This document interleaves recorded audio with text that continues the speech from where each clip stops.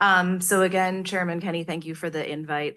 I'm Megan Massey, Director of Transit Friendly Planning at New Jersey Transit. Today I will be speaking, here I am again. Okay, today I'll be speaking mostly about the land plan, but first just to give a little brief background on transit friendly planning. The program has been around since the 90s. It sets the stage around transit oriented development, around New Jersey transit stations, bus stops, both on publicly and privately owned land.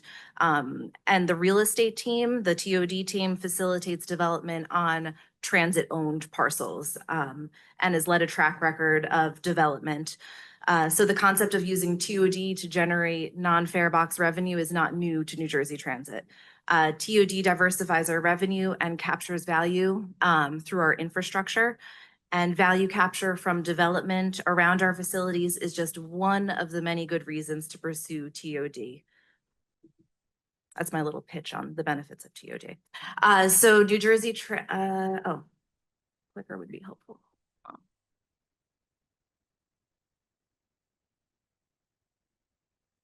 All right. So New Jersey Transit established its transit-oriented development policy to guide the development of walkable mixed-use communities around transit facilities in 2023. The policy statement aims to provide high-level guidance for local governments and developers on what New Jersey Transit is looking for with regards to development on its properties. So as I just mentioned, Transit has a track record of supporting TOD through its transit-friendly program and building TOD through its real estate division, so it's not new. But what is new is the broader acknowledgement of how we use our land has profound impacts on ridership, community vitality, access to housing, and economic opportunity, bringing more destinations within easy reach of transit and more people use and value transit. In 2025, the agency analyzed its entire real estate portfolio, which was a huge endeavor. For those of you who work in government, you realize that, we're going through files that we haven't touched in 30 years, looking at copies of old right-of-way railroads.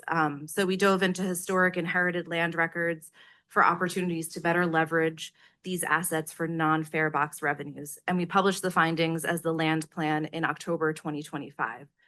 So the findings show the potential for $1 million plus in incremental revenue to New Jersey Transit over 30 years, $1 billion increase in municipal revenues, broader statewide economic impacts, and not to be lost into the discussion about finances, but access to a ton more housing, proposed 14 to 20,000 new homes.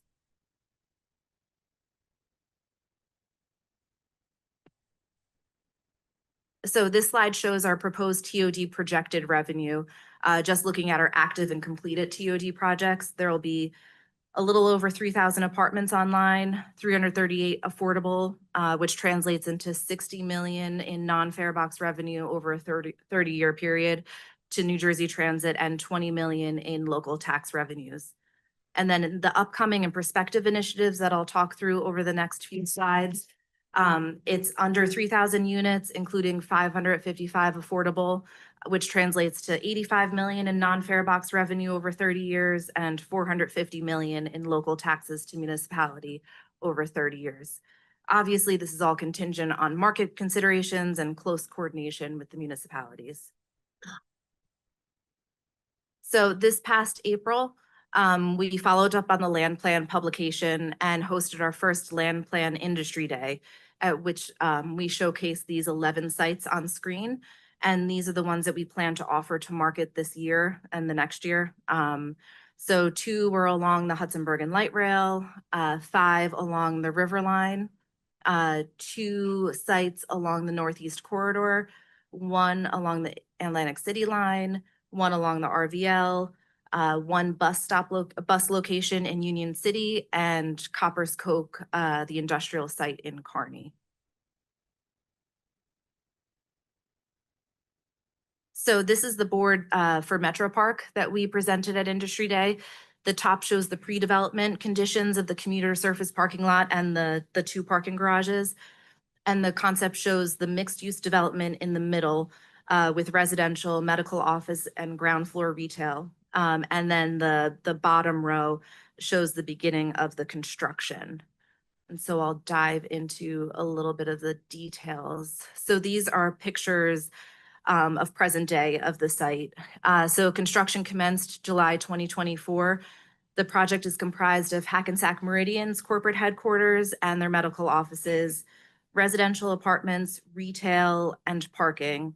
EDA awarded Aspire tax credits of 113 million in 2024 to support implementation.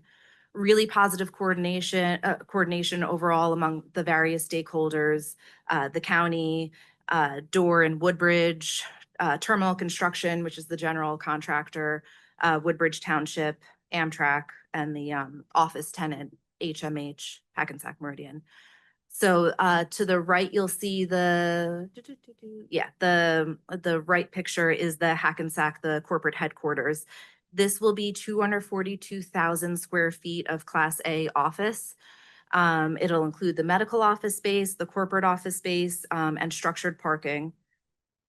And then to below is, and that, that construction commenced August 2024. And then they are going to, HMH is going to occupy all of the medical office space and portions of the corporate office space in April 2026. And then the grand opening that was with HMH and the governor and New Jersey Transit and others was on April 29th, 2026. So for the residential, which you'll see on the bottom left, those will include 245 rental apartments with 20% affordable, approximately 11,600 square feet of retail space on the ground floor, and 20,200 square feet of office space for HMH. And then the anticipated completion is December 2026.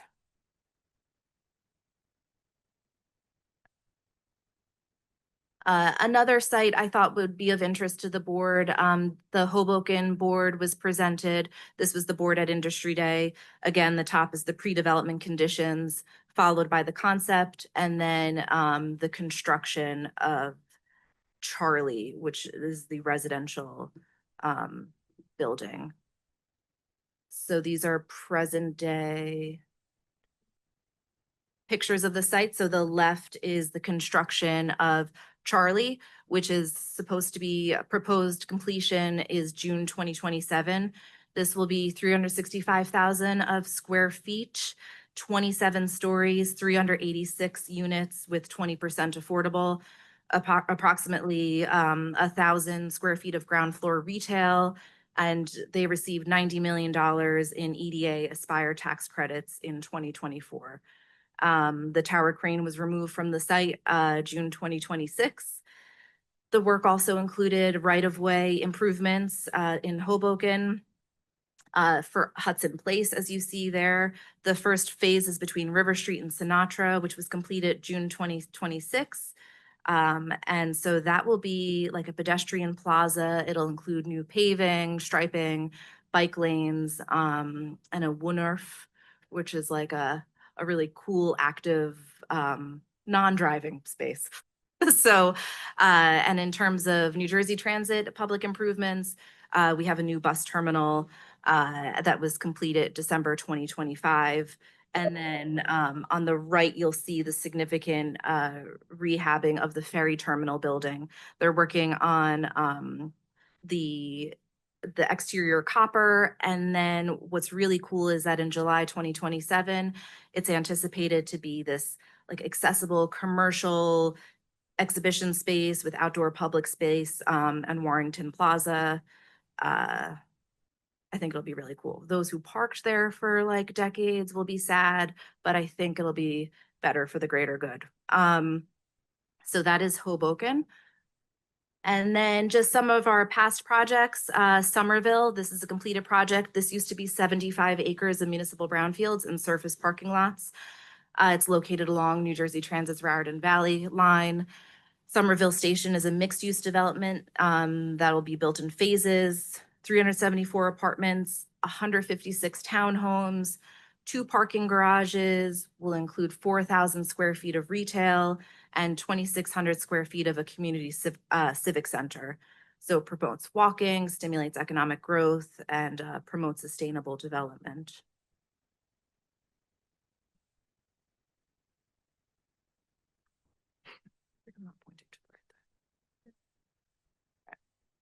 And then these are some of the other TOD projects that were through unsolicited requests for development. So you developers or anyone who's interested can go on to New Jersey Transit's website and you can put in a proposal for us to, it's like an accessing where we review usually from properties who are adjacent to us, that adjacent to transit-owned properties, to see if we can combine parcels with New Jersey Transit land and create a more functional, viable site.